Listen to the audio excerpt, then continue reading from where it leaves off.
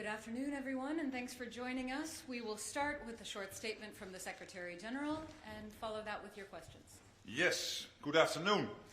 And we have just concluded our meeting of NATO Foreign Ministers halfway between the summit in The Hague and the next one in Ankara.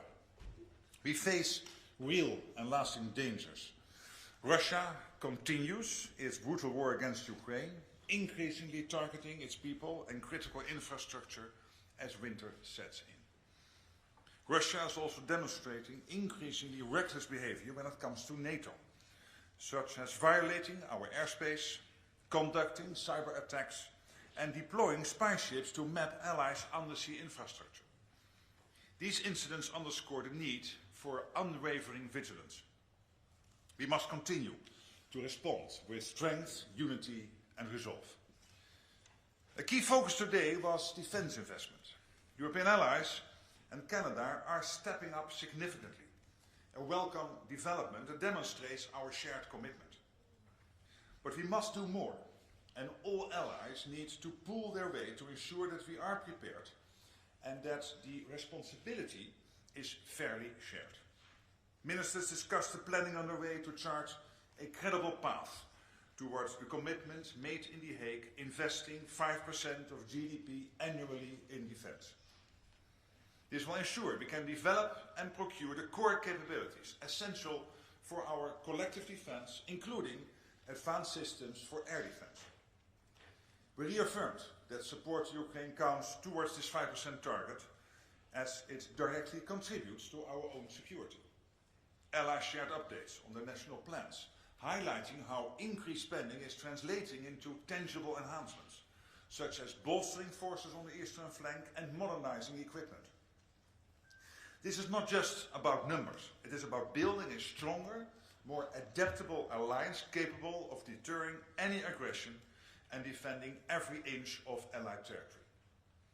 As we implement these measures, we are also addressing hybrid threats, whether sabotage, cyber attacks or other efforts to destabilize our societies.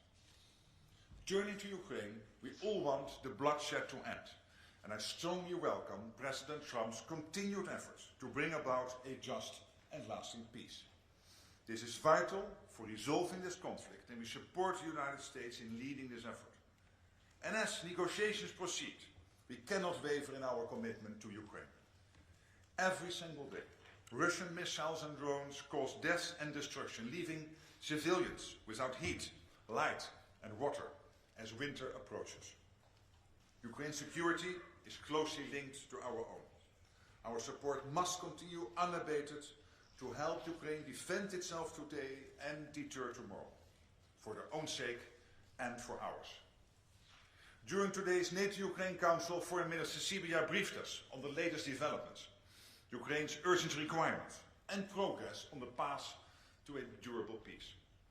EU High Representative Kallas joined us, underscoring the close cooperation between NATO and the EU in bolstering Ukrainians' resilience. Our support is making a real difference on the ground. Through the prioritized Ukraine requirement list, Pearl, funded by allies, we are delivering essential lethal and non-lethal US capabilities, including desperately needed air defense, to help Ukraine hold the front line and protect its people. And today, we heard from allies who are committing more resources to support Ukraine through Pearl, including Canada, Germany, the Netherlands, Norway and Poland. Now, over 2/3 of allies have committed to the program.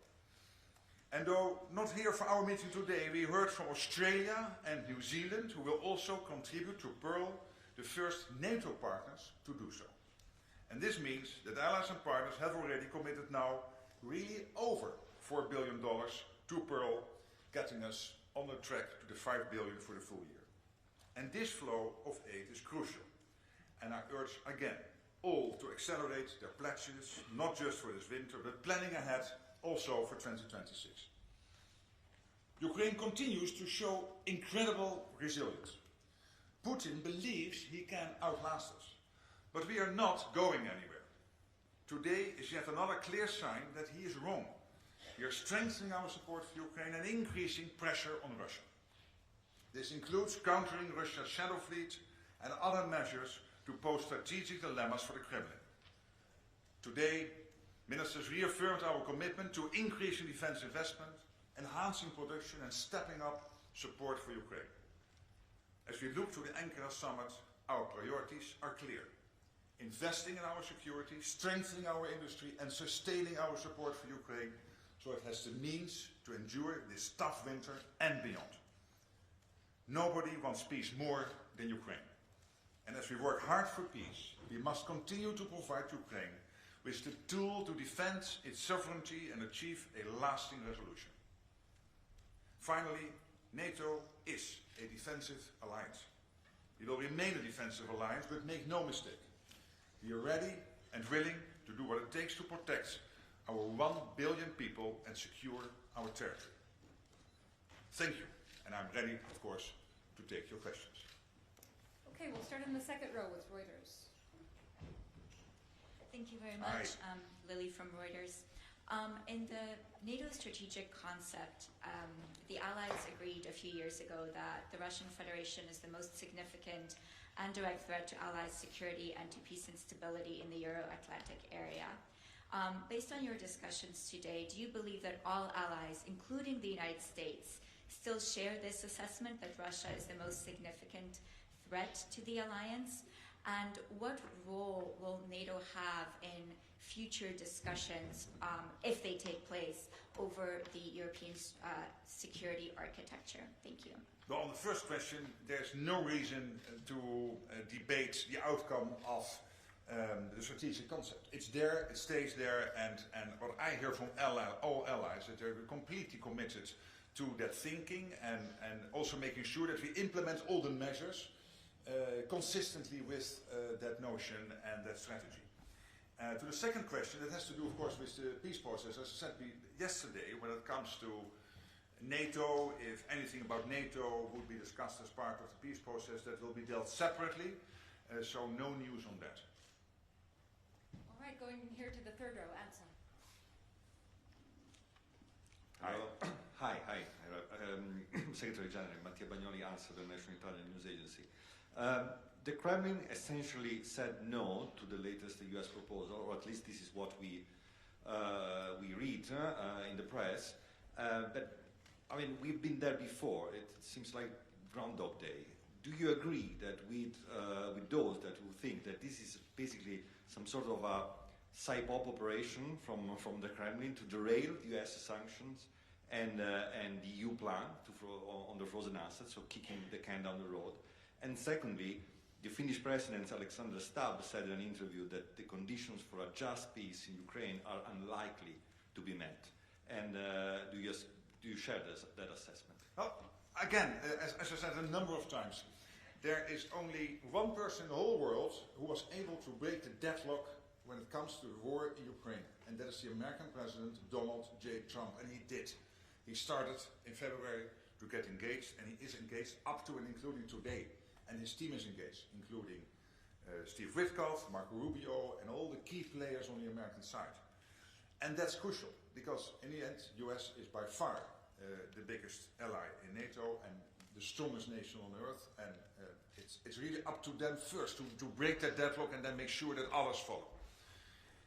But getting this peace done, as also the American president has said, is not something in a straight line in one go. You need proposals on the table, you need to have discussions, and we have seen in meetings in Geneva, in Miami, now yesterday in Moscow. It will be a step-by-step approach. The last thing I want to do is to basically make it more difficult to get to a deal by commenting on every in-between step. I can assure you that NATO here, the headquarters, myself, my team, is closely coordinating with the White House, with State Department, with all the relevant players on the American side to be of maximum help in this process, because we find it crucial. And we all agree that in the end what you need is a sovereign Ukraine which knows that we have in place the necessary so-called security guarantees by which Russia will, after a hopeful peace deal or a long-term ceasefire, will never again try to attack Ukraine, because then they know the reaction will be devastating. That's what we are aiming for. Okay, we'll come to the center here, the Finnish public broadcaster. Thank you. Rickard also finished YLE. How significant are the new pledges to Pearl in your opinion, and how do you respond to the criticism in some foremost northern member state regarding the burden sharing in general in terms of supporting Ukraine? And what's your message to the countries who have not yet made pledges to Pearl? Thank you. Yes, the number of countries not yet having made pledges to Pearl is really limited. As I said, over two-thirds of allies have now made pledges. We know that one or two, it's cooking at the moment in the government circles, and we have reason to believe there will be a positive outcome. So it's only a handful of nations now, a little over a handful, not having yet committed to the program. So that's the good news. I also understand the northern allies and others like the Netherlands or Canada or Germany saying, hey, listen guys, we need to spread the burden fairly. We need burden sharing here. But the fact that also today, I think it is in total 6 countries, maybe even 7, depending on some final decisions in their capital, have committed to the Pearl program, is also testimony that we are getting there. And that the burden sharing is now in a much better place than it was only, let's say, 4 or 6 weeks ago. And the fact that now even New Zealand and Australia, and they are not in NATO, they are close NATO partners through the Indo-Pacific for cooperation, but they are not in NATO, that they have also now committed to the program is really great news. And it gives us the sustained flow of weapons into Ukraine from essential US stockpiles, and it's also a signal to Vladimir Vladimirovich Putin, we are not going anywhere. We are here to stay.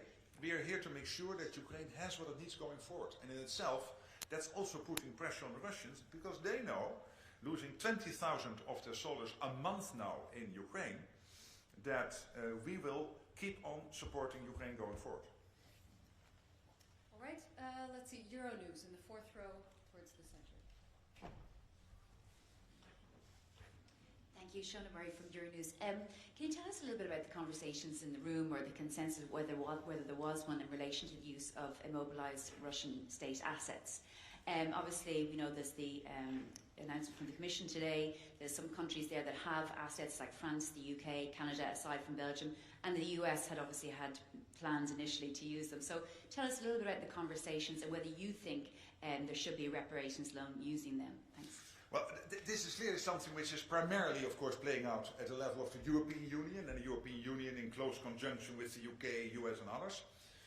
So this was, let's say, indirectly today on the table. Because when we look at Ukraine for next year, if the reparations loan slash defreezing the assets or making the assets mobilized, whatever the exact phrase is we are using, if that is not happening, then it is absolutely clear that we need to get the money in another way. And I felt the commitment in the room, first, to see how far we can get, but again, that's on the EU side of town. First of all, to get this done.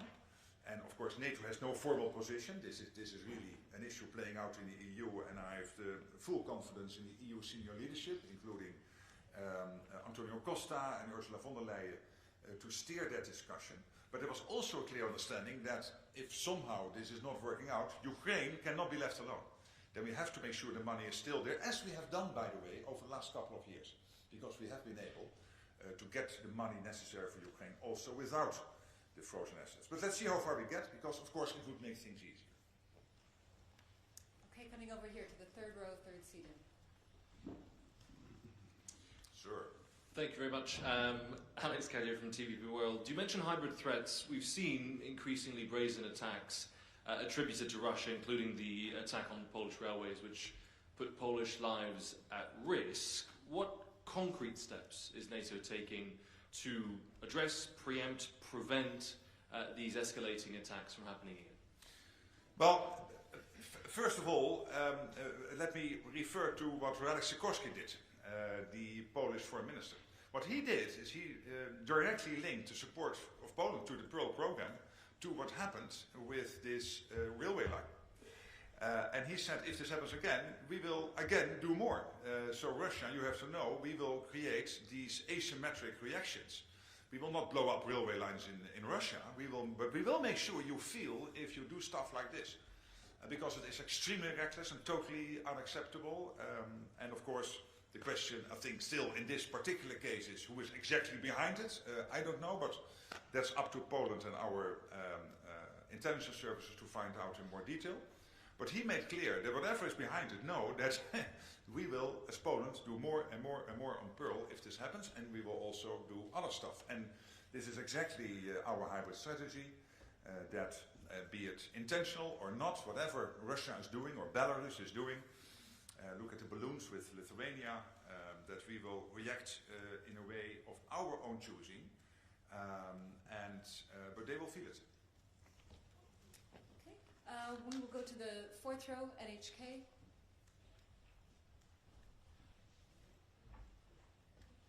Satya from NHK, the public TV station of Japan. Thank you. Hello. Thank you. I'd like to ask about the annual report on China that has been endorsed today by the ministers, I believe. Could you share with us what new concerns were raised by the allies?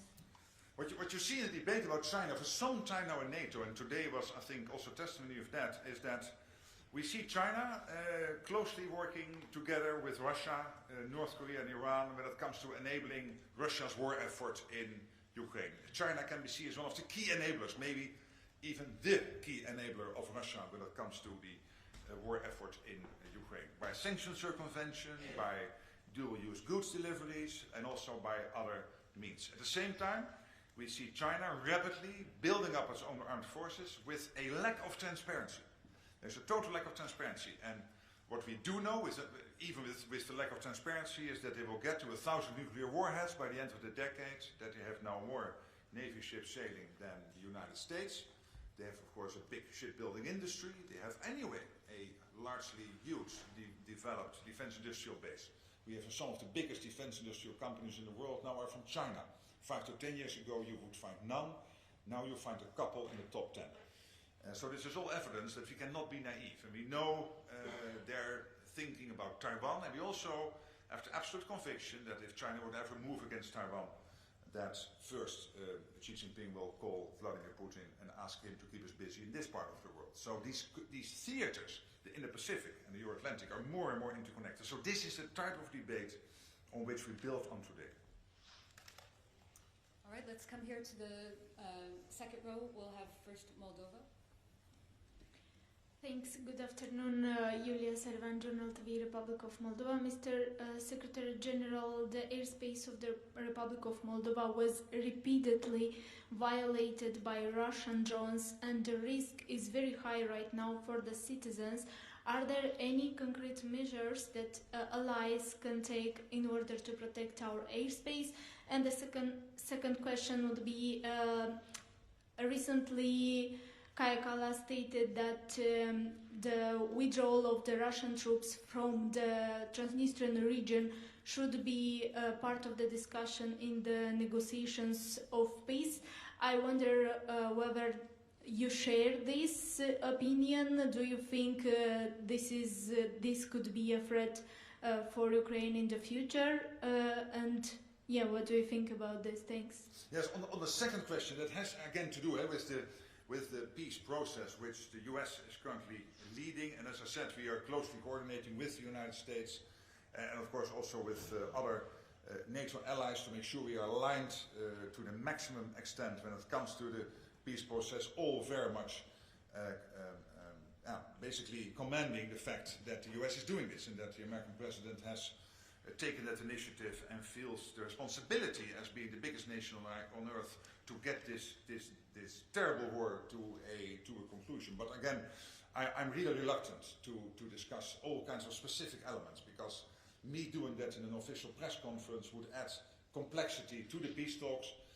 So you have to accept that I'm speaking a little bit blurred on this and not as open as I would like to do. On the first issue, when it comes to airspace violations in Moldova, I can assure you that NATO and Moldova, and also countries like Romania, who is of course very close to Moldova, are closely coordinating with Moldova on this situation. Of course, we're trying to be maximum helpful and also clearly signaling to the Russians that this is reckless and unacceptable. Okay, and just next to her in the second row, Anadolu. Hello, Turkish News Agency Hello. Anadolu, Melike Pala. While peace talks too and war in Ukraine going on, we are also seeing that countries strengthen their military policies, such as extending service duration, considering mandatory conscription for all men, and also increasingly including women in mobilization plans. Some European countries have already revised actually their laws to include women in conscription or pre-mobilization training, and others are signaling similar intention. So I wonder, how do you see this trend? Does it reflect preparation to secure long-term peace in Europe or a response to potential future conflicts? Thank you. Well, when it comes to making sure that our militaries are to the max prepared for the situation at hand, and we know at the moment that Russia is spending about 40% of its state budget on defense, about $200 billion a year, and their purchasing power with the $200 billion is higher than we in Europe because of a different construction of our economies. They spend about 10% of their GDP now on defense. So given that fact and the rapid build-up of the Russian armed forces means that we have to react, and that is the 5% defense pledge, including 3.5% spent on core defense, and that has to do, of course, with men and women in uniform, but also with making sure that the defense industrial base can deliver the output necessary, like your defense industrial base in Turkey. There are over 3,000 companies, part of that defense industrial base, delivers the output to make sure that we can deter and defend. But then it is up to each nation to decide how do we get enough men and women in uniform. So you will have some nations with conscription, you will have some nations with models which are discussing conscription or make it more voluntary, like for example the recent decisions in Germany. Germany, I understand, there is a constraint by the constitution to also make that offer to the women, young women in Germany. We see in Norway that in the meantime now 1 in 3 men and women in uniform in Norway are women. So this is rapidly building up. But in the end, it's up to each nation. What we will look at consistently is our nations delivering what they promise to do when it comes to interoperability, command and control, and when it comes to your specific question, the capability targets, including the size of armed forces and industrial output. And of course the money spent on that. But then those specific decisions are up to each country. Okay, we have time for a few more. We'll go to the fourth row on the aisle. Union, Ukraine, Dmitro Klitschko. Let's imagine the negotiations break down, both sides continue fighting, and USA stops supplying weapons to Ukraine even for money. Do you have a plan B for this? Thank you.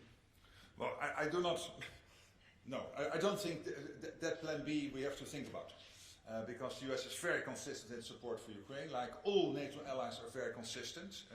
Of course, what the US told us is we want to supply Ukraine with the necessary weapons, both lethal and non-lethal, but we expect Europeans and Canadians to step up when it comes to the paying for it, and that's this Pearl program, where the US is delivering the necessary weapons, including the air defense systems and the PAC-3 missiles for the Patriot systems, but also for the other air defense systems, and all the other stuff and all the military gear you need to stay as strong as possible in the fight, paid for by European and Canadian allies. That is the big program. It started in July, and at the moment already 4 billion, and I think by the end of the year 5 billion of that supply will have been delivered to Ukraine, critical material. But I have no reason to think that we have to prepare for those eventualities. Okay, third row in the center here.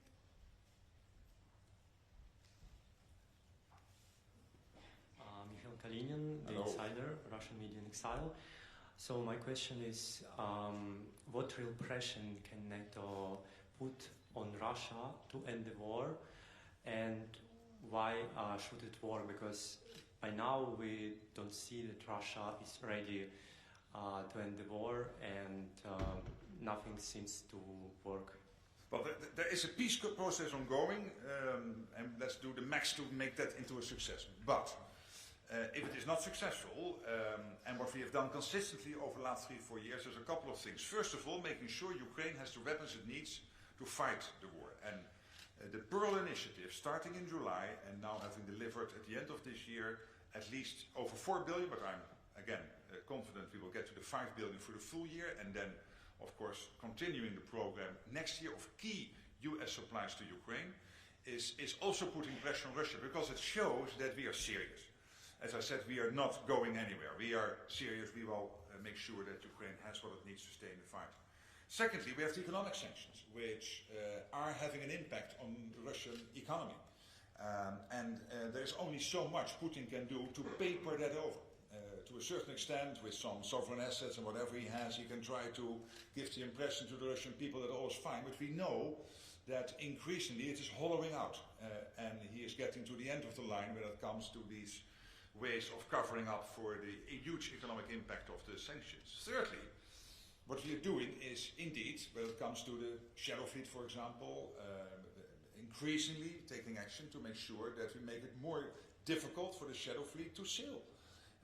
And if they pose a threat to the environment or to whatever vital infrastructure we have in our part of the world, that we'll make sure that we intervene. And that's what we are doing. And all of this is putting pressure, of course, on the Russians, and we will continue doing so. And whenever there is a creative idea to do more, we will do more.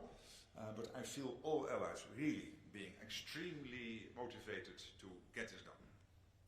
And just next to him in the third row here. Hi, Alexei Minchonek, Belarusian independent media outlet Zerkalo.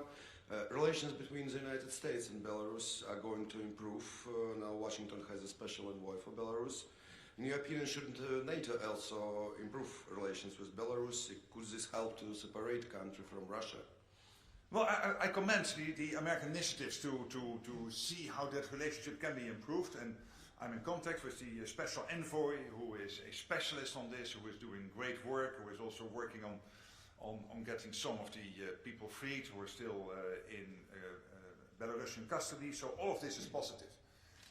And of course, if other nations could help, we will. But at the moment, I think it is really important that the US is taking this initiative. Okay, and final question, we'll go over here to Deutsche Welle.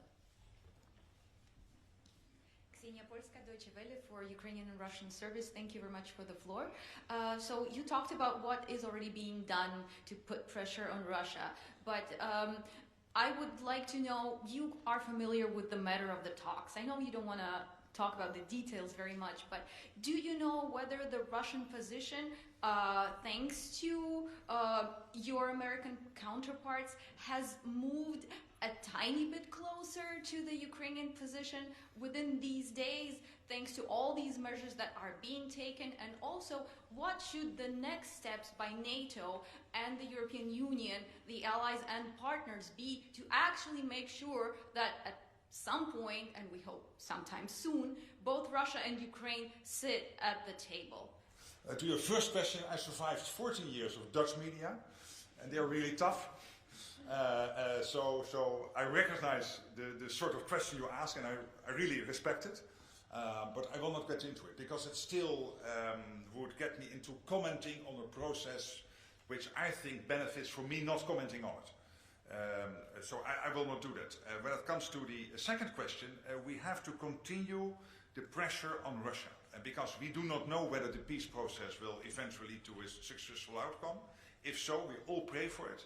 That would be fantastic, in a way where Ukraine is going forward as a sovereign nation, where Ukraine will be able to defend itself by its own armed forces, by credible security guarantees, so that other than what happened after the Minsk agreement, Russia will not try again post such a potential peace agreement. And that means continuing the flow of weapons, continuing the economic pressure, and therefore changing the calculus of President Putin, for him to understand that there is no way out, that eventually he will have to compromise, be it now, hopefully, and if not, in the near future. Thank you. Thank you all so much, and have a good afternoon. Have a great afternoon. Thank you.